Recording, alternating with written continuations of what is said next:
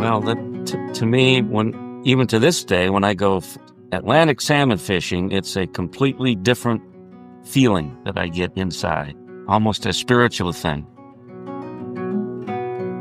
But then there's this much deeper human dimension. It's about connecting with someone. It's about helping them do something they really want to do. It's about giving them a tool that makes them hopeful. I believe God gave me a gift, a special ability that is something extraordinary to me, that I have this gift and I'm awed by it. When I finish a fish, I look at the fish and I can't believe I did it. I have a problem in every way you could have a problem with fly fishing. I have to travel everywhere. I have to get to know everyone. Yeah. I have to read everything I can get my hands on. Welcome to the Flyline Podcast, where we enjoy the interesting stories behind the legendary guides and luminaries connected to Maine fishing. I'm Michael Jones. Today we'll be talking with our special guest, Pat Keliher. Pat Keliher's career in the fly fishing and conservation world is nothing short of remarkable. Beginning as a well-respected Maine guide, Patrick built a reputation for his deep knowledge of the water and his passion for the sport. His guiding journey soon led him to the Coastal Conservation Association, where he played a crucial role in protecting striped bass populations, managing eel conservation, and supporting dam removal and habitat restoration projects. Pat's dedication to conservation took him even further when he was appointed to lead the Atlantic Salmon Commission and eventually oversee all sea-run fisheries under the Maine Department of Marine Resources. Navigating the complexities of state government, he worked to balance conservation efforts with the interests of Maine's fishing industries, including the challenges of protecting right whales while supporting Maine's multi-million-dollar lobster fishery. Throughout his career, Pat has remained deeply connected to the fishing world, and in this conversation, Patrick shares stories from his early guiding days and the golden era of striped bass fishing on the Kennebec River. His expertise and passion continue to shape the future of conservation, ensuring that Maine's waters remain abundant for generations to come. Pat is an old friend, and it comes with great respect to have him share his stories and legacy with the Flyline Podcast audience. Patrick Keliher, welcome to the Flyline Podcast. Yeah, thanks, Mike. I was glad you reached out. I'm looking forward to the conversation. Oh, me too. You're a household name in the fly fishing world in Maine. You've actually been quite a character in the media lately, so Yeah. I want to laugh with you a little bit about that. Yeah. I don't very often go viral, but that went a little viral. I love it. Yeah. Well, I do remember when we first met. My earliest memories was when you were working with CCA and the guys for the Coastal Conservation Association, basically doing striper conservation work. Yeah. And you were working with Steve Wilson, people like Brad Burns, Duncan Barnes. Yeah. Obviously, you had a crew of people as well. Yeah. But you guys came to us looking for a donation. This is when Bob and I were doing the drift boat trips on the Kennebec. Yeah. And that was going to be something you raffled off at the auction. Yeah. And it was through that experience we got to know each other. Yeah. CCA seems like a million years ago now. That was a long time ago, but it was really one of the most rewarding parts of my career that I've had. It was a small organization. I was guiding full time. I had a young family. And as you know, sometimes guiding full time when you're up at, for us, it was up at 2:00 in the morning and sound asleep at 7:00 on the couch. So I was looking for something else within my career at the time. Yeah. So Pat, let's talk about where you grew up. I grew up right on the Kennebec in Gardner. Even back then, I was a river rat. It used to be funny when I was a little kid growing up. This was in the early 70s, and I'd come home, and my mother knew I'd been on the river because of how we smelled. Yeah. This was before the Clean Water Act, and it's like, what are you guys doing down there on that bank of that river? Because we'd just say, we're going fishing. And so I lived halfway between, down over the hill was Cobbossee Stream, where we would catch unbelievable brown trout, where there was still Atlantic salmon. When I was a kid, we'd see Atlantic salmon up in there behind the paper mill. Mm-hmm. And then she would think we're up there chasing bass and perch. And here we are down trying to catch the only striped bass were around back then were giant. Mm-hmm. And we're down there drowning sandworms or whatever, throwing really whatever we could find and trying to see if we could catch them because we'd hear these stories. What were your parents doing for work? Both my parents were World War II vets. There's a lot of history there, but my father was administrator in state government, started in state government, went and ran a hospital in Holton, even though we lived in Gardner, was administrator there, and then back into the lottery system and ran the state lottery system. Oh, wow. Yeah. My mother was a World War II nurse, started in the Philippines. She told stories of what she saw towards the end of her life. It's no wonder she would wake up with nightmares on occasion. And while she was in the Philippines, watched the Enola Gay fly off to drop the bomb on Hiroshima. So, she saw a lot, and then came back and ended up as working for 30 years at Togus as a nurse. Great. Yeah. So, middle-class family. My father was a businessman, but he always took time to take me hunting and fishing, even though he didn't really hunt and fish. Oh, really? The hunting and fishing came from my mother's side. Interesting. She grew up on a farm in Northampton, New Hampshire, but during the Depression, the whole family moved to Bradford, Maine.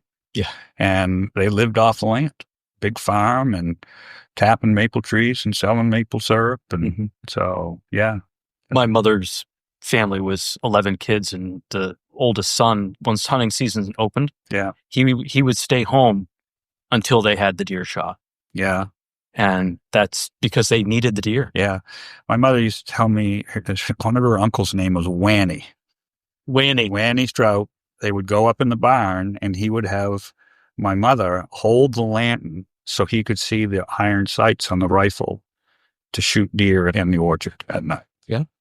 And so she used to tell me all these stories. I was like, sustenance. Yeah, exactly. Yeah. Yeah, exactly. Yeah, I think a statute of limitations is long past, so I could tell those stories that she told me. Let's bridge that gap between growing up on the banks of the Kennebec River and Cobbessy Stream in Gardner and becoming a guide on the Kennebec. What happened? Go to college? You get a job after high school? Yeah, no, I had a mentor who lived behind me as a kid, and I still take him hunting when I get a chance and still shoot with him on Sundays. He's 80, I think he's 82 now. A guy named Dick Laney. And Dick Laney was a well-known Atlantic salmon fisherman, but he was also a grouse hunter, a cat hunter, and a deer hunter. And so I idolized him when I was young. And he had a son about my age. And so the two of us were partners in crime. As we grew up, we were always looking at, what's Dick up to? What's he doing? And so Dick showed us how to fly fish and how to, so we slowly got into fly fishing. And then I started trout fishing a little bit on my own, trying to figure out, okay, how do I go catch a brook trout somewhere? And my father used to, when he was running the hospital up at Holton, the gentleman that was the head of maintenance had a camp in Pat. And so he invited my father, and they would stay up all night playing cribbage and stuff. And then early in the morning, he'd take us back into the Shin Pond bedwaters to go catch trout.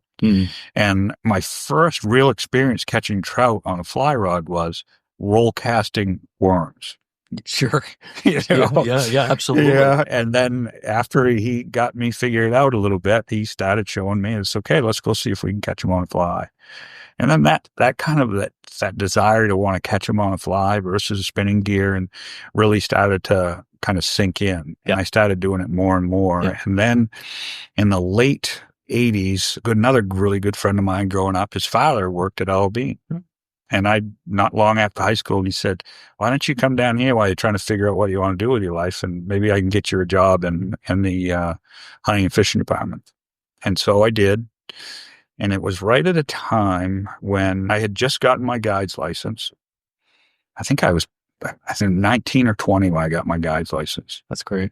And they loved the idea of having guides in the department. Oh, yeah.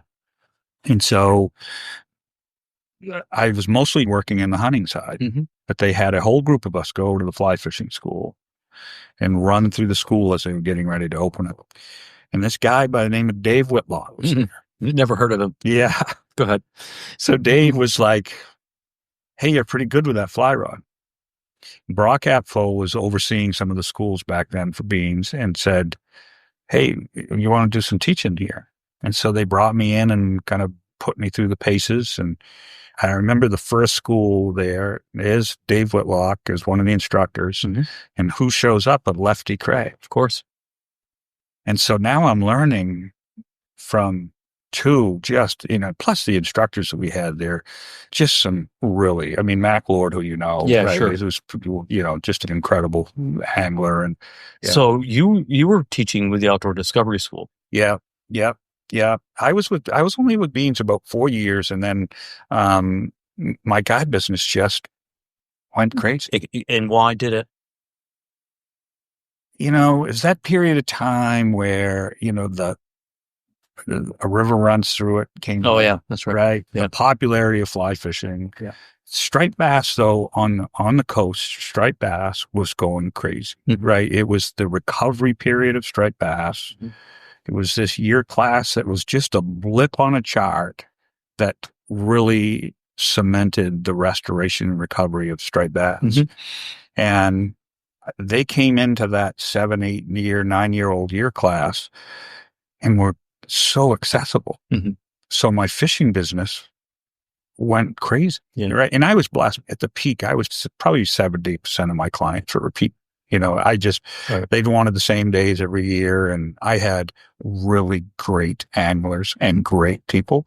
And if they weren't, I'm booked. Yeah, I'm booked. Yeah, exactly. And so I was able to have a clientele that was just truly, truly blessed to have the people fishing with me that I did. And it made for a really enjoyable period of time. Plus, I also guided grouse woodcock hunters. I also guided sea duck hunting. Steve Bertello from Biddeford, who was a world champion decoy carver, he and I teamed up and guided sea duck hunting in the wintertime. So I was doing about 175 days a year. Wow. So, Patrick, during the heyday when the striper fishing was really good, is there a memory that really sticks out at you? Yeah, there were some unbelievably memorable days catching big fish after big fish, and 40-inch fish on fly rods were not uncommon. But I had two clients. One of them was a VP for John Hancock, the insurance company, and the other was an MIT professor, and he was a numbers guy. He was one of the people that put together what we now know as GPS, and so he was beyond smart, but he was such a numbers guy that every fish he had to weigh and document in a book. So we went downriver in thick fog one morning. Menhaden had been in and out of the mouth of the river. But as I came around Squirrel Point, thick fog, wind coming up, out of the south, and just one of those hot, just hazy days. You knew it was going to be like this all day, and you could feel the heat with the fog that morning. What time of year? This is in June, end of June, and just the smell of pogies hit me. And so I shut the boat down. The tide had just turned to start going on. I shut the boat down, and I'm just listening. And there was not a direction that you could listen that you couldn't hear fish and birds. So I went over on the edge of the spot and set up on a seam. And I thought, well, if there's a bunch of pogies in here, I know they're going to be in here, and the fish are going to just hang on this edge. And we started catching fish after fish. We're all by ourselves. A lot of the other guides wouldn't come down back then in the thick fog. Yeah. And so they're worn out after 2 hours of catching fish. Now the sun's coming up, the fog's breaking, there's boats everywhere. And guides are saying, hey, how did you guys do it? And I said, oh, we're slaying them.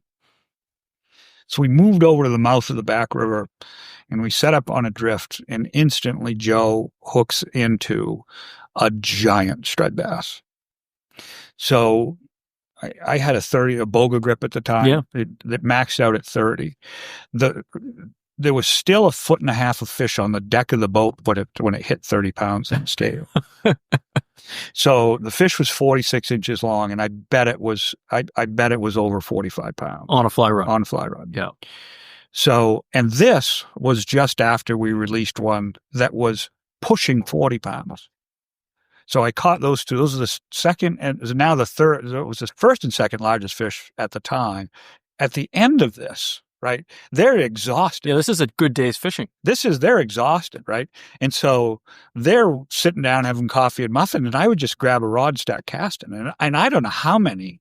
I caught 10 or 12 fish all over 36 inches. Wow. So we get back to the dock. And the whole time we're motoring upriver, he's sitting on it was Lund, Alaskan, so it's just an open skiff, right? And he's just sitting there back to the wind with his pencil and his paper, I see him close up just as we're idling into the ramp. And he said, 1,500 plus. And I go, what?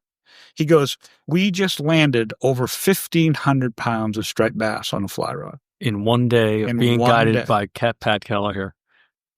Great story. And that was like unbelievable. I mean, I just couldn't believe it. I was like, no, there's no way. And he was like, I'm telling you.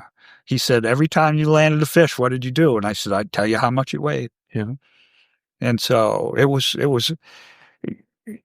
I don't know how, I didn't even ask him the numbers. I was like, this just can't, I just couldn't fathom. Yeah, but when they're in, they're in. Yeah. Yeah.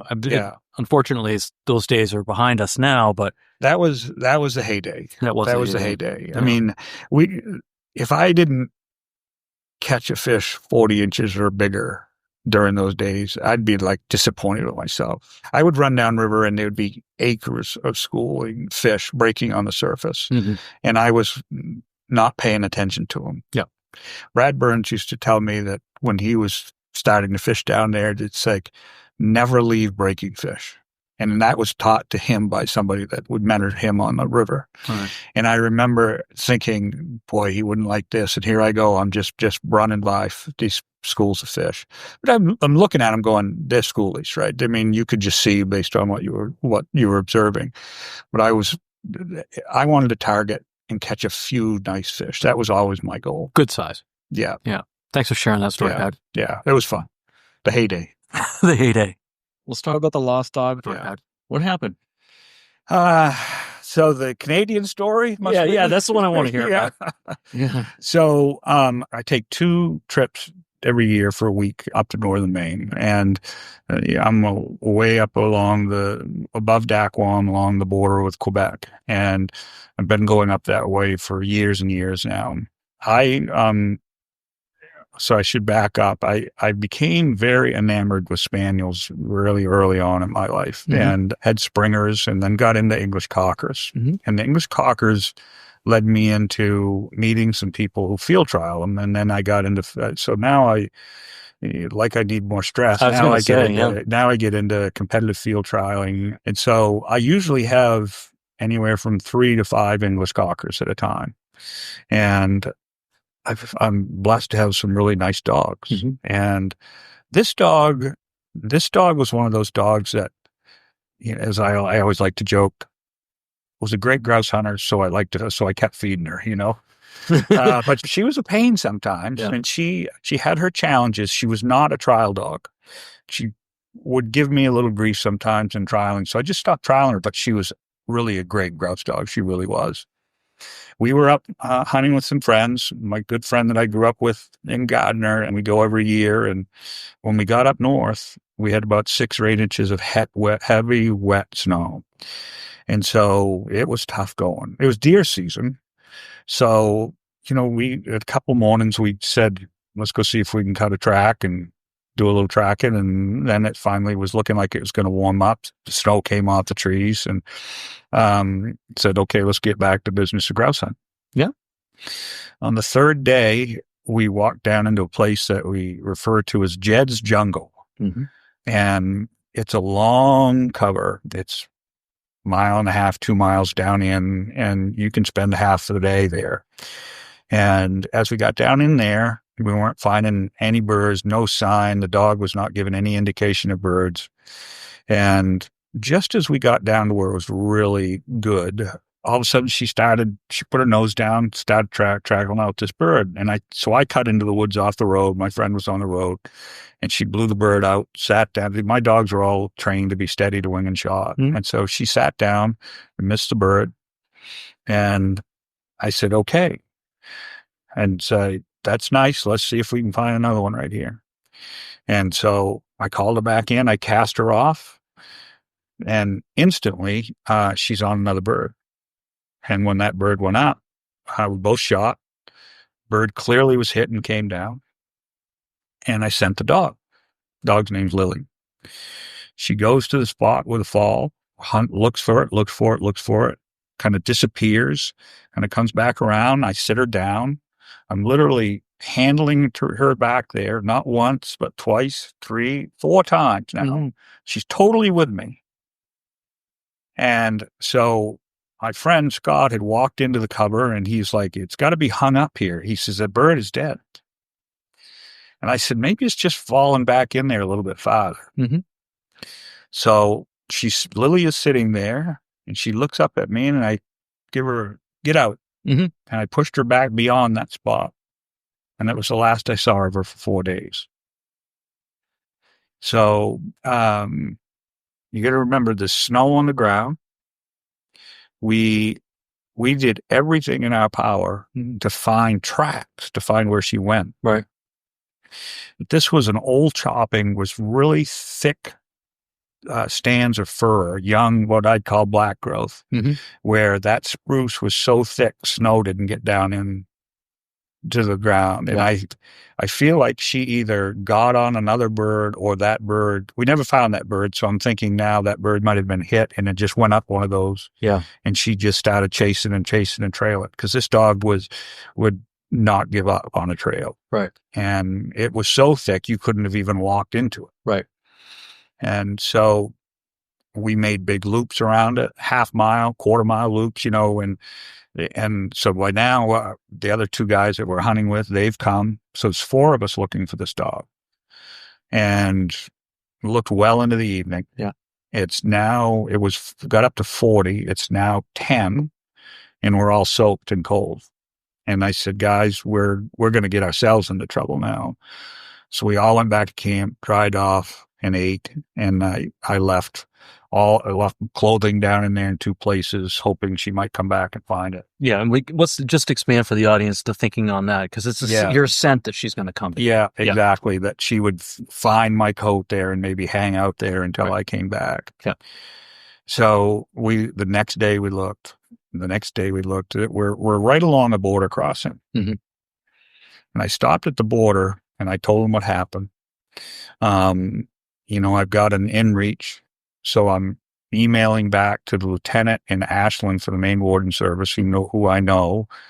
And so he's let local wardens know, the Border Patrol is letting know. They've informed any of the forest rangers up in the area, the Border Patrol. This is just a logging border, basically. Pat Keliher lost his dog. Holy Open crap. the border. Exactly. That's what I was hoping. And so they did. Yeah. They had, I don't know how many trucks came across from Canada. They're all French speaking, right? So everybody who was coming into Maine to work and to haul wood back into the mill and on the Canadian side knew about the dog. If we were on the road, those trucks were stopping and broken English saying, you find the dog. It's like, not yet. And so everybody knew. So on day 3, my truck broke down. In Canada or in Maine? In Maine. In Maine, yeah. So I literally was like, now you need 4-wheel drive on all those little small roads. Especially with snow. I've lost 4-wheel drive in my truck. Mm. Every light that could come on in that truck was on. I call it the Christmas tree. I'm on the phone with Charlie's Toyota here, and the service guy, I tell him what's going on. He's like, can you bring it back down here? And I will try to get it fixed so you can get back up. And I'm like, I don't know what other option I have. And he said, I'll even see if I can have a truck here for you. So I knew I was going to have something, right? So I get home.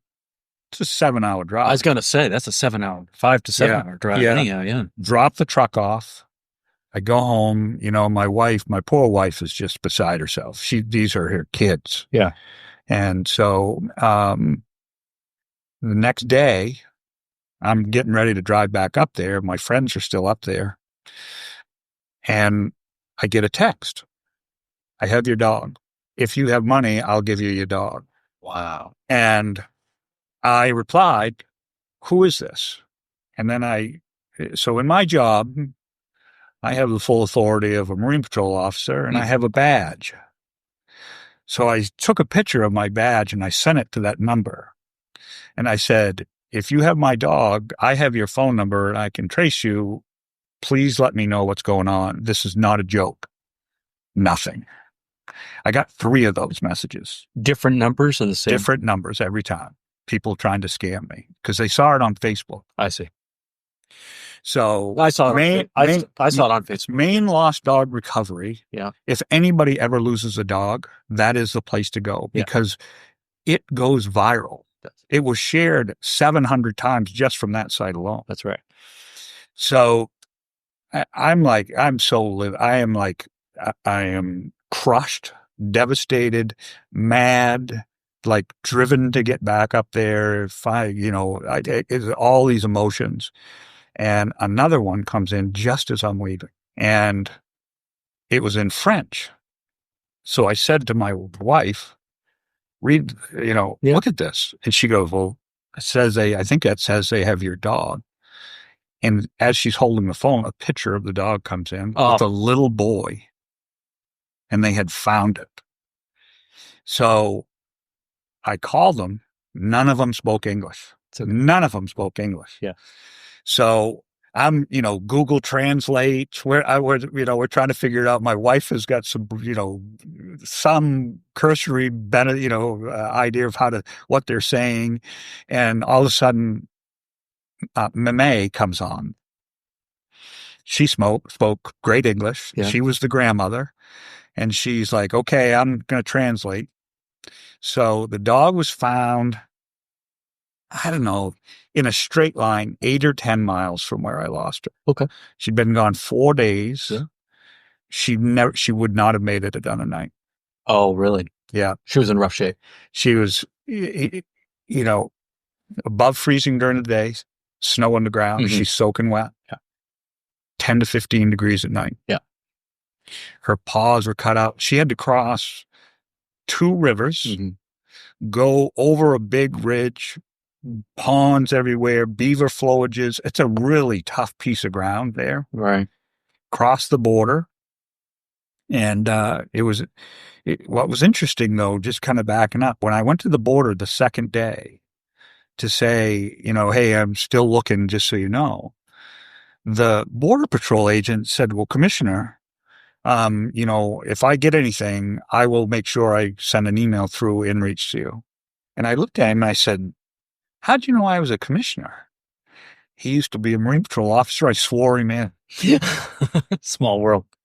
So he was a great, I can't say enough about the Border Patrol. I can't say enough about everybody, but the great thing is we found the dog. And so that last message came in at 4. We were there at 10:30 that night. Yeah.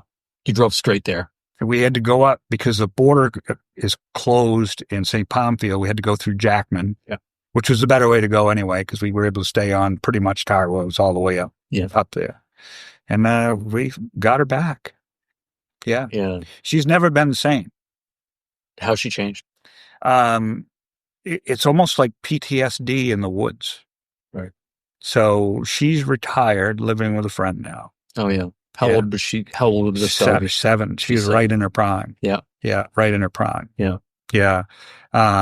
She's a wonderful dog. Yeah. She's a wonderful dog, and my wife got to see it. We went up to Libby's this year, and we were hunting, and she got to see how she was acting in the woods, and it wasn't fair to her to even take her hunting anymore. You think of a dog being just kind of separated from that. Oh, they'll just move on, This was traumatic, and you could see it in her when you were in the woods. Yeah. And so it wasn't fair to her to even think about that. So she's living a great life right now. No. And, it's easy to anthropomorphize a dog compare them to a human because they do have feelings and emotions like we do. I mean, I have such a close connection with my dogs. Clearly you do as well. Yeah. You pick up on their energy. Yeah. And that's what you're talking about. Yeah. Yeah. Yeah. Let's take a quick break, Pat. Okay. And we'll come back and talk about the other things that you've been doing. Perfect. Okay. In this Flyline flashback, we recount the tragic story of the B-52 crash on Elephant Mountain, a somber chapter in Maine aviation history. On January 24th, 1963, a U.S. Air Force Boeing B-52C carrying 9 crew members lost its vertical stabilizer due to severe turbulence and crashed in the Moosehead region, just 6 miles northeast of Greenville. The devastating accident claimed the lives of 7 crew members, with only the pilot and navigator surviving. The flight had been part of a low-altitude training mission, simulating penetration of enemy airspace. Flying at just 500 feet in bitterly cold conditions, the winds gusting at 40 knots and deep snow covering the ground, the aircraft encountered violent turbulence over Brownville Junction. When the pilot attempted to climb above it, the vertical stabilizer suddenly tore away, sending the B-52 into an uncontrollable descent. With the aircraft spiraling toward the ground, the crew had mere moments to eject. A grader operator working in the remote Maine woods witnessed the aircraft's final turn and the dark plume of smoke that followed its impact. An immediate search effort was launched involving Maine State Police, the Maine Warden Service, the Civil Air Patrol, military units from Dow Air Force Base, and volunteers from across New England. However, searchers initially scanned too far south, delaying the discovery of the wreckage until the following day. Of the 2 survivors, the pilot endured 3 months of hospitalization before returning to active duty. The navigator, suffering severe frostbite and pneumonia, remained unconscious for 5 days and ultimately lost a leg due to gangrene. Their survival in the harsh Maine wilderness remains a testament to human endurance and determination. Today, much of the B-52 wreckage remains on Elephant Mountain. A foot trail leads to the site where visitors can view the remains of the aircraft. While signs urge visitors to show respect, the site has unfortunately been vandalized over time. Nonetheless, it stands as a memorial to the brave airmen who lost their lives that day and serves as a stark reminder of the risks faced by those who serve. And now, back to the second half of this episode. So, Pat, after you were having this great success with guiding, you started working with CCA. How did that come about? Yeah. So, there was that transition where I was guiding a lot of days a year, had a young family, and started to need something that might be a little bit more stable, if you will, not so much feast or famine like guiding can bring. And it was it was very active in CCA, and the director who was going out said, "Hey, I think you'd be really good at this." And so, next thing you know, I'm the executive director of CCA part-time. Wow. Still guiding and doing that part-time. But we became so successful with CCA, it had to be a full-time job. Right. So I was back in the situation, do I stick with this and go full-time, or do I do something different? And that's when we met. Yeah. And so I made I had a really successful guiding operation. I had clients that were like begging me to stay in it, right? It's like, up your prices, do whatever you need to do, and it's like, it was really interesting time. Right. But, I had to think about the family and I was like, and CCA was growing. It was growing leaps and bounds. We grew it to 2,000 people, right, and became very active in the legislative work that we're doing. And we had 4 chapters. Fundraising was almost taking care of itself. Right. Guys like Steve Wilson blowing the megaphone. Steve Wilson and Brad Burns, those 2 were like so instrumental in the growth, right? Brad and Duncan were kind of the founders early on of bringing CCA from the Gulf to Maine. Yeah. And the organization itself, once you kind of have it up and running and you have those active volunteers, you can start doing that good policy work. And that policy work was like, hey, this is great. People were willing to give you, it's $25. I want to be a member of this. Right. So that led me down the road to running CCA Maine. There were other chapters in New England, and they wanted to try to combine, and because we're all working on very similar issues. So Maine, Mass, and Connecticut kind of joined forces. And it's kind of this power in numbers. And so we were having success down there. And there was a lot of political stuff going on with stripers. Striped bass is very political, right? I mean, there's a commercial fishery, especially Massachusetts and South. Maine's a game fish state. Always has been a game fish state. In my role now, I was able to strengthen the rules and laws around game fish in possession of striped bass. Mm-hmm. And I'm really proud that we've transitioning out of kind of the advocacy role into my role running Sea Run Fisheries and then later becoming commissioner, that we could continue to advocate for conservation for striped bass, because it's one of those unique fish that's available to so many people. Mm. Do I have it right, Pat, the history of, I think one of the first laws ever passed in colonial times was related to striped bass. Yeah, so we still have colonial laws that we refer to today: fishing, fouling, and navigating. Mm-hmm. The waste of striped bass was a problem back in the 1800s, right? So people were just catching them and using them for fertilizer. Right. But I'll tell you, the law and that really made a difference. Yeah. John Cole wrote a book, Striper. That book was read by Senator Chafee in Rhode Island, who, based on that, introduced the Striped Bass Act, Striped Bass Conservation Act in Congress. And it was that Striped Bass Conservation Act that put the pieces in place, and then later the Atlantic State Marine Fisheries Commission, which already existed, to create the necessary changes to stop commercial harvest, to really curtail recreational harvest, and create the recovery that led to such a boom. Right. How would you characterize the current state of the population of stripers now? It's in trouble. It's in big trouble because there's no juveniles, right? Correct. Yeah. Yeah, we're not getting any recruitment out of Chesapeake Bay. Yeah. It was thinking, you were nice enough to send me a few questions ahead of time and got me thinking about this, right? We talk about habitat. The one thing I'm the most proud of in my time here at the department is the habitat work we've done. We've really opened up habitat. Mm-hmm. There's been big dam removal projects. There's been fishway projects that we continue to work on in these small systems, and we've really opened up habitat. And if you look at, just use river herring as the example of recovery. Mm-hmm. I mean, when I started, my transition out of CCA, I went into the Atlantic Salmon Commission and was appointed by Baldacci, and then later into the department when we combined Salmon Commission with Sea Run Fisheries. So then I was overseeing all of the Sea Run Fisheries within the Department of Marine Resources. And our focus was not just these big projects like the Penobscot or down here on the Presumpscot, but these small fishway projects that gained access up into these little ponds along the coast. Well, if you think about it historically, every single bit of stream coming into any major tributary or drainage basin had a dam on it. Yeah. A farmer would dam it. The industrialization of our rivers really destroyed our fish runs. And so Maine is the leader in restoration of sea run fish. Nobody else is doing dam removal. We had a few thousand fish in the Kennebec River in the 90s. Right. There's millions and millions of fish in the Kennebec now. Penobscot, the same thing, right? So, early in my career as commissioner, we had a governor who I was working for who was very pro hydropower. Mm-hmm. It was very difficult to figure out how we were going to navigate some of those things. Okay.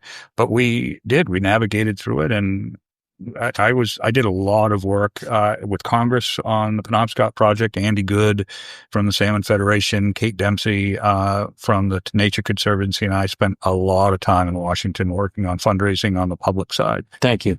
Yeah, and that was certainly one of the highlights in my career completely that I'm the most proud of, that we were able to accomplish that.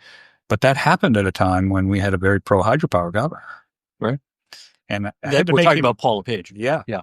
So you got appointed, let's just get the succession right. So you were working for CCA, and then Governor Baldacci brought you in to run the Atlantic Salmon Commission. Yes. Am I correct? Yeah.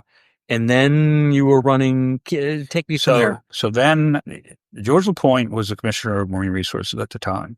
He had your job that you have now. Exactly. Got it. And he was instrumental in talking me into coming into the state government, especially on the salmon side, right? Governor King filed all the lawsuits to stop the listing. Those failed. Mm-hmm. When I was hired, the lawsuits were still active. And the first question I was asked is, should we stay with those lawsuits? And I said, no.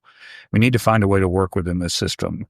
You know, the blueberry industry didn't go out of business. The forest products industry didn't go out of business. You know, all those things that were going to happen didn't happen. There were hurdles, and we had to figure out ways around it. Mm-hmm. I came into it thinking, okay, how can we work through these processes? And so in doing so, I realized that my job at the Atlantic Salmon Commission was so much more than just salmon, right? That's all, everything's interrelated in the sea run side. So George said to me, don't you think we ought to combine these two things? Right. So we went to Governor Baldacci and laid out our plan, and he agreed. So, and he was big into consolidation at the time, right? State budgets were not in good shape.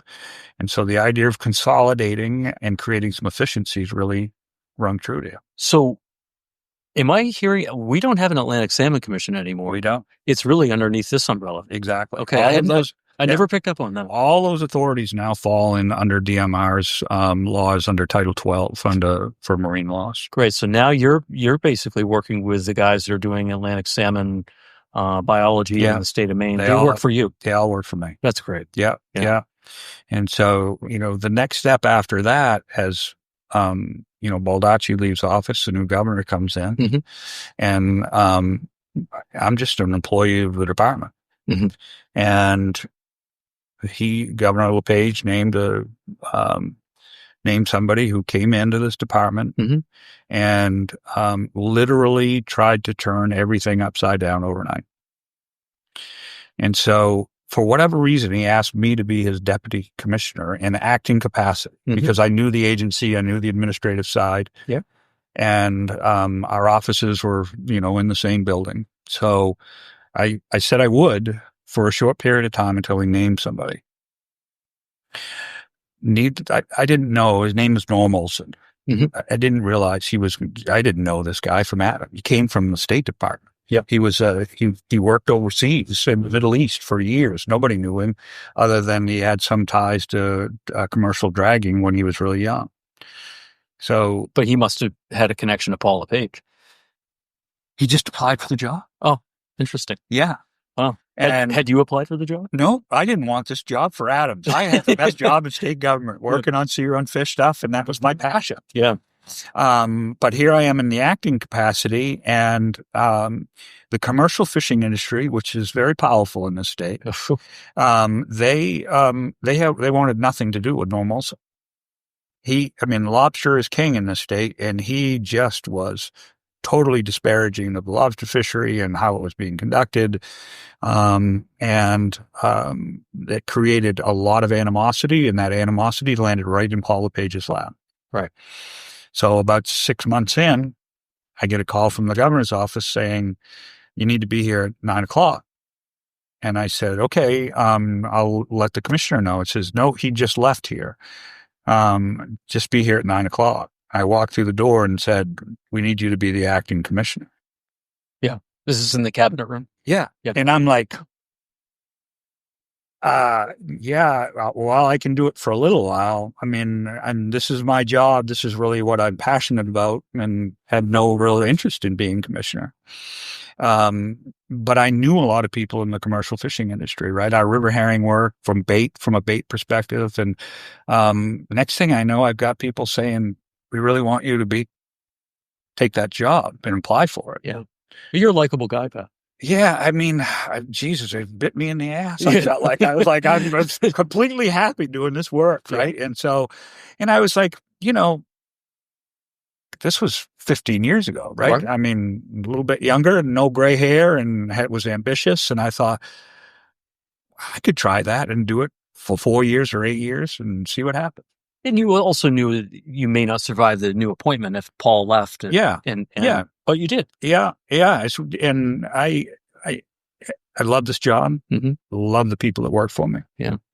I am blessed to have a senior staff that is dedicated to the work that we do.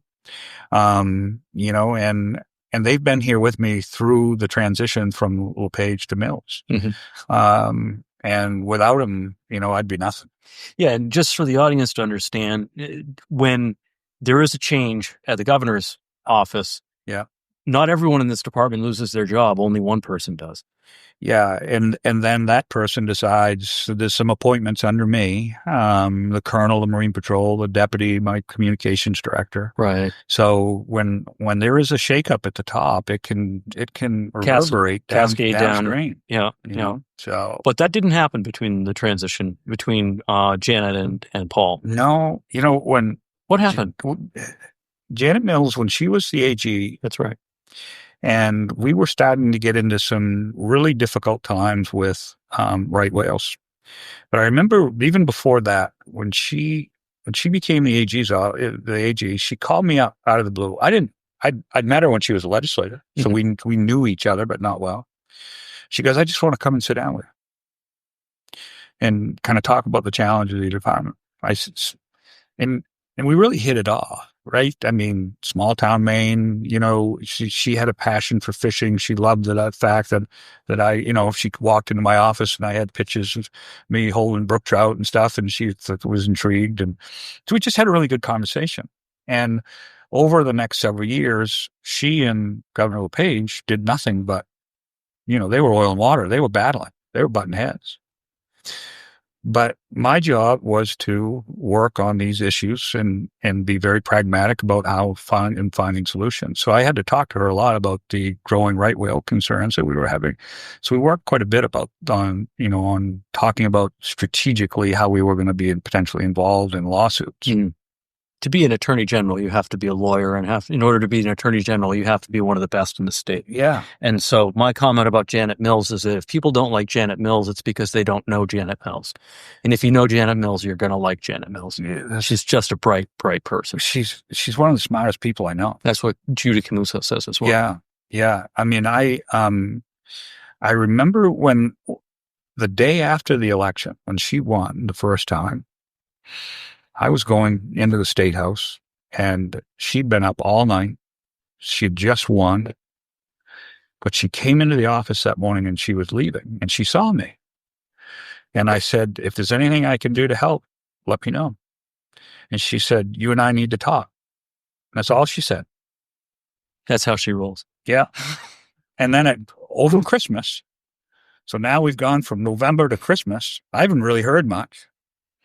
Other than some correspondence with their transition team that, you know, it'd be to letting them know that I was interested.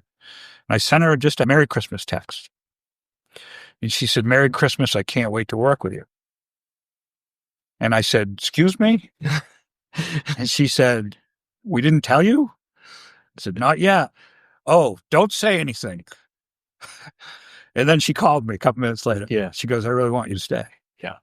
And I said, "Well, I would love to stay." Yeah. And she said, "You know, you've got the right temperament. You're doing a good job. There's no reason to make a change." No.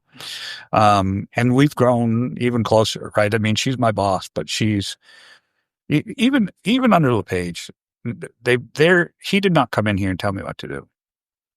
He had very different opinions on things that I had to kind of work in and under constraints. No, he's not a bad guy. Yeah. No, he's a good guy, just a different person. Governor Mills is very, very different from her approach. She hired commissioners, a team of commissioners, to do work because of our expertise and our understanding of the issues that we were dealing with.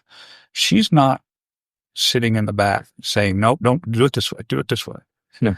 You know, she trusts us, and we trust her, and so there's this really good relationship there. And so she's been fantastic to work with. Yeah, and we've dealt with some really tough issues. Most recently. Yeah, I mean, that's really not a big issue. Yeah. What happened most recently, which has been in the news, but what has listen, before we get into that, Patrick, what's gone on in the 8 years with the Mills? Well, we're not at 8 years yet. Where are we now with the Mills administration? Yeah, we've got 2 years left. So it's been six years. So what kind of landmarks have you passed? Unfortunately, one of the big issues that I have to deal with, this is a right whale issue with, we're talking about the Endangered Species Act. We're talking about the Marine Mammal Protection Act, right? And you got to remember, in my core, I have a strong conservation-minded core here. And, but I also understand how we have to balance industry needs, right? So our visions of striped bass are very different. We don't have a commercial fishery here. We're talking about something very different. Then you shift 180 degrees to lobster. It's the most single valuable commercial species in the country, right? It's $1 billion industry. Right. And it was going to be closed down. It was within months of literally being closed down by the federal government until they could figure out how to do it without ropes. Right. Right. And I put together, the governor gave me permission to hire a lobbyist in DC. We're the only state agency that has a lobbyist. My deputy, Meredith Mendelson, is a lawyer, worked for Senator Snow. Yep. Very well versed on Hill issues and federal law. My specialty was state law. Her specialty is federal law. So we work well together. She's an incredible human being. But she and I started talking with this lobbyist about, we've got to find a way to do this differently. And so I went down to Washington and met with Senator Collins and Senator King, Representatives Pingree and Golden, and I laid out a plan. And I remember first doing it with Senator Collins as a CR senior member of the delegation. She looked at me like I had 3 heads. She goes, "There's no way in hell." What were you proposing? We wanted a 10-year pause. We wanted to say the Maine lobster fishery is in compliance with every federal law for 10 years. And we can't pass that. There's no way I can get that passed. And so we laid out a plan. And she said, "Well, what happens if we don't get it passed?" And I said, $1 billion lobster fishery is going to close. And so I said, but I'm not saying I just want it paused and not do anything. I said, we also need $26 million to do research, so we understand exactly where these whales are and when, right, and how we can manage around where they are. Mm-hmm. So she says, let me get this straight. You want me to pause these laws from being used for 10 years and give you $26 million to preserve the fishery? I said to preserve the fishery, and in the long term, preserve right whales. Yeah, both. You were covering both. Yeah. So we put a plan in place. Governor Mills and I went to Washington. We met with Janet Raimondo, who was the Secretary of Commerce, and we told her what our intentions were and tried to figure out what we could do here. And she's like, she couldn't help, right? She's supposed to enforce the federal laws. Right.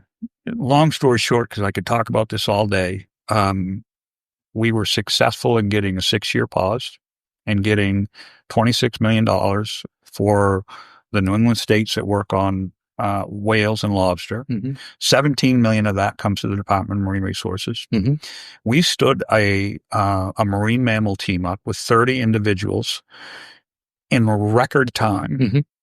And we have deployed passive acoustic monitoring throughout the Gulf of Maine, which actually has some benefits to other fish, sea-run fish, because these acoustic monitors are used for other species like sturgeon. Mm-hmm. And so we really put together in such short time, record time really, this program. Mm-hmm. And that program is now starting to pay dividends. So we know where these whales are and where the lobster fishery is, yep, and how it can be managed successfully together. That's great. And I think I just saw in the news either yesterday or the day before that there's a school of right whales right off the coast of Lake Gloucester right now. Off Portsmouth, 50 miles from Portland. Yeah. And that's all I did all weekend. Literally on the phone with fishermen, asking them to move deer. Yeah. And Marine Patrol was out with some of our whale scientists yesterday. We saw 20 right whales in one pod. Luckily, they've moved into deep water away from where the gear is. Mm-hmm. Those whales, we believe, are on their way to Cape Cod Bay, where there is no fishery that time of year, and will be out of Maine gear and away from any risk that's posed. Yeah, and just so everyone understands, the way that the lobster industry works is that the lobsters move into shallower water in the summertime. Correct. And then they move into deeper water this time of year, which is in the wintertime. So that if you're still lobstering, you're putting out traps in how much water, Pat, in terms of depth? They're fishing in 300 to 500 feet of water. Which is really whale territory. Yeah. And that's why you had to ask them to pull back. Yeah. And were they compliant? Somewhere. Yeah. Somewhere. Yeah. Oh, talk about breakaway lines. Yeah. So there's a lot of really good research that have been done on how whales become entangled, right whales in particular become entangled. And they have done a lot of research on the ropes that have been used. And so they determined through this research that a right whale this is hard to believe, can easily break a rope with 1,700 pounds of breaking strength. Really? We're worried about 2 and 3 pound tippet when we're catching, brook trout, and they can break rope that's up to 1,700 pounds. But a lobsterman doesn't need a 1,700 pound test nylon rope to pull up a trap. Well, in some cases they do, offshore when they're fishing 50 trap trawls, outside of where Maine fishermen fish. So they're doing 50 traps. This is more like crabbing. Yeah. And so what were able to do was work with the industry, and they're not happy about this, but they do, I think for the most part, we had to work through a process by which we could make the lobster gear more whale safe. Mm-hmm. So we instituted breakaways within the line. Mm-hmm. So if a whale does get entangled, it will break away. Is it perfect? I think the whale people will tell you no. And the lobster men will tell you no, because it's a different way for them to do things. But we had to find some balance, and that's what we put in place. Mm-hmm. And those things it's important to point out for anybody that's listening and worried that we've just paused this for 6 years, that nothing's being done. All those rules are still in place. Mm-hmm. All those protections are still in place. Mm-hmm. So now we can gather the necessary data. So if the new rules come in, we can figure out, okay, what else has to be done, and what information now do we have to base the next round of decisions on? Because this is all done by the federal government. So the federal government was going to say, you guys are not in compliance with the Endangered Species Act or the right whale. We're going to close the door, shut down your industry, and you went in and saved it. Yeah. You and a team, I should say. Yeah. Yeah. I remember it literally was in the hands of Nancy Pelosi and Chuck Schumer. Right. Can you think of two very different people that now the hands of the Maine lobster fishery are in? Because Nancy Pelosi was the Speaker of the House. Chuck Schumer was at the time the majority leader in the Senate, and working on some compromises. And these were, I've never seen federal government at the legislative side work like this. But we would be on calls at 2 and 3 o'clock in the morning while they were working on this large omnibus bill. Mm-hmm. And the last 3 pages of a 1,700-page bill are about the North Atlantic right whale and lobster fishing. That's how close we were at not getting it passed. Wow. Yeah. But you did. We did. And that was one of, I'm really proud of the work we did around that. Mm-hmm. It's a compromise, and you have to have compromises when it comes to these fisheries. Mm-hmm. The ESA is not very forgiving, and neither is the Marine Mammal Protection Act. Mm-hmm. And I've worked under the ESA issues for a long time with the Atlantic salmon. Endangered Species Act. Yeah. No, yeah. It's not. Yeah. But let's talk about the Atlantic salmon. Yeah. What's the status of, have we just given up on it at this point? No. We haven't given up on it, but the future, I don't know is if it's very bright. So everything I do here at the Department of Marine Resources, everything my employees do is driven by climate change. Everything. Mm-hmm. And Atlantic salmon is that canary in the coal mine that felt it first. Mm-hmm.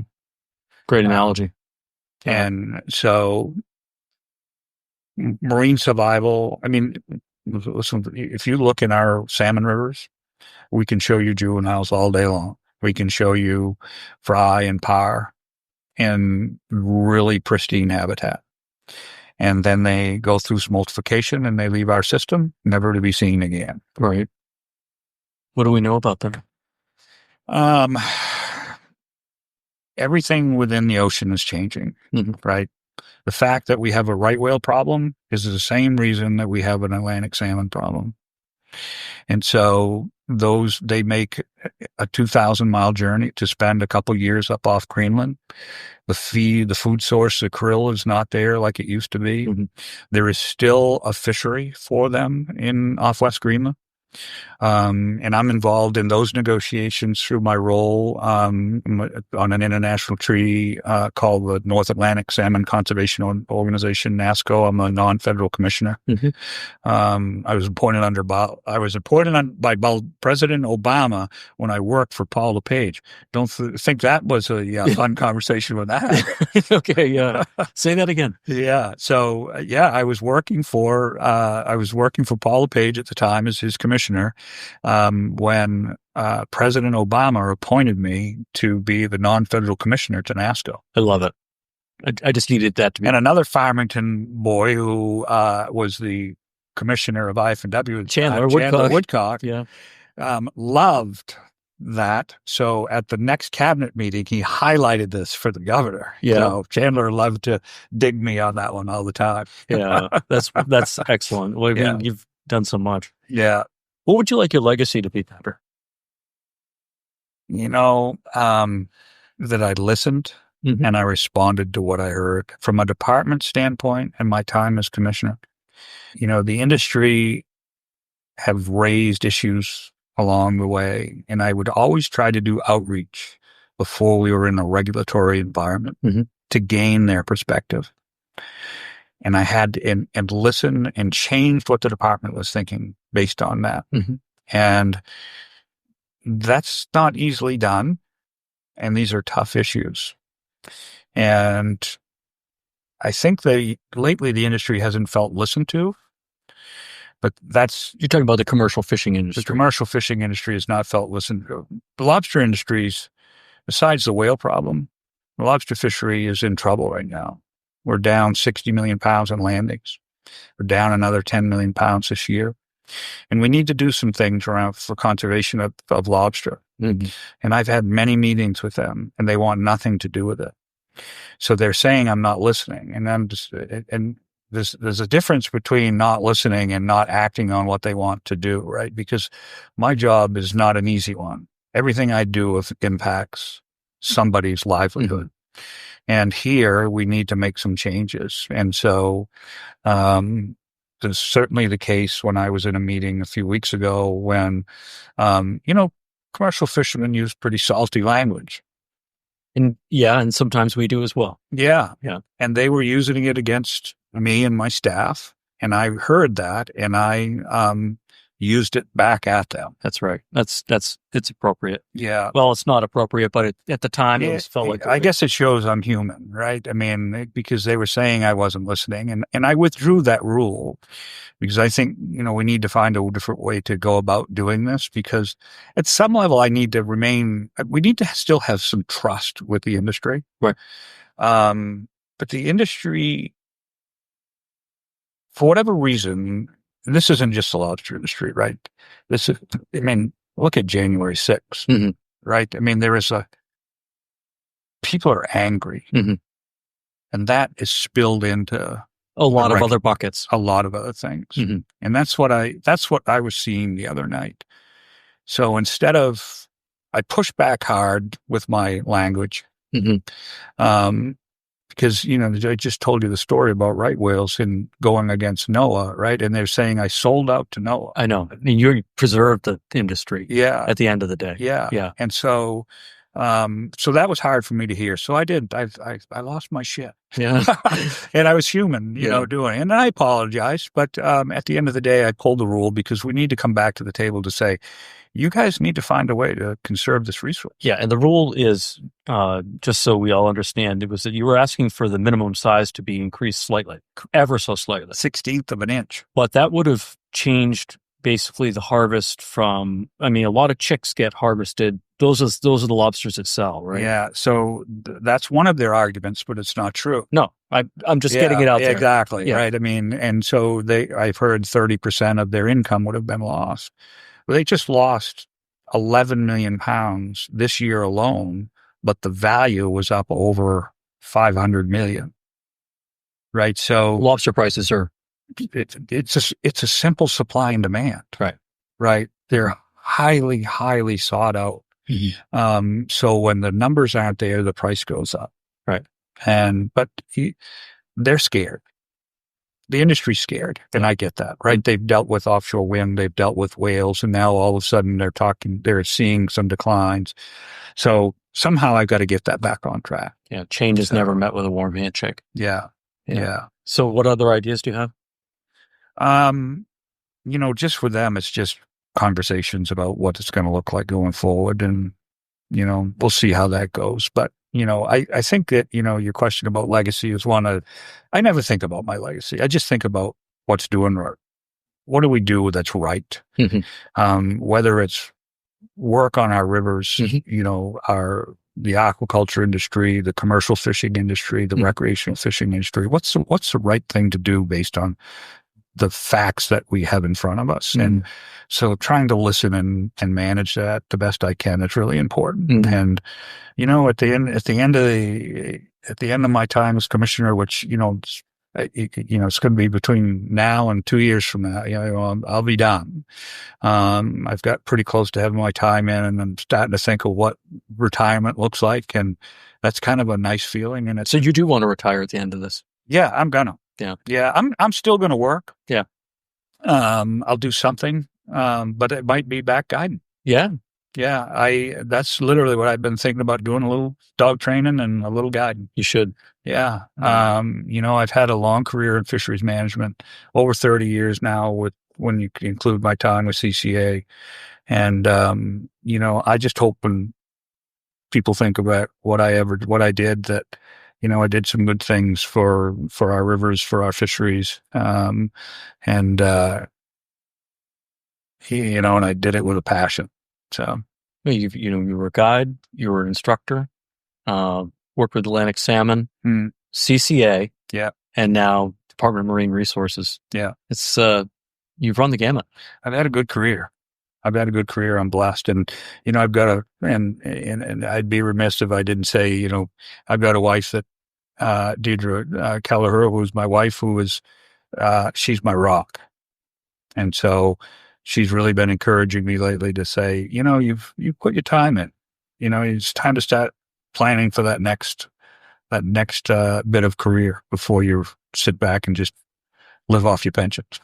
Now, in the fly fishing world, especially the Maine fly fishing world, you're a pretty big deal, Pat.